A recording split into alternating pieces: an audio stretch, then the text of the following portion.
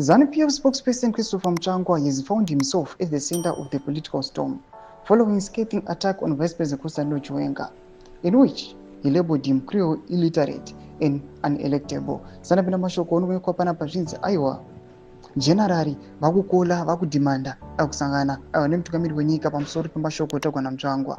Panapa tipinda mubudanyo kwamuchinzi. The Vice President is reportedly seeking a resolution to prevent further damage to his reputation and standing within the party.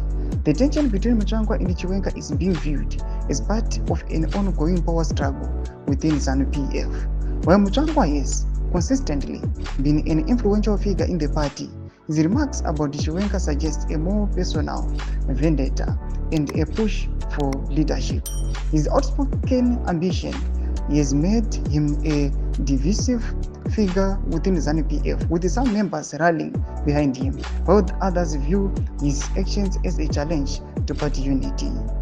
As the political drama unfolds, all eyes are on President Mnangagwa, who will need to address the issue carefully to maintain cohesion within his party.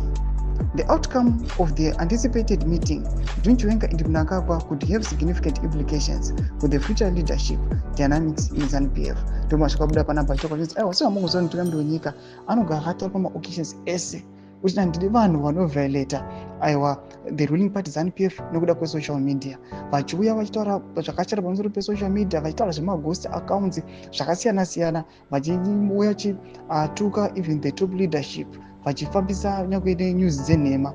Panapa tichiona audio yaMutsvangwa ichilika kudai yatoona kuti ine ma-implications kumilitary, ine ma-implications kune presidency, ine ma-implications aiwa kunyangwe nekuma-war veterans.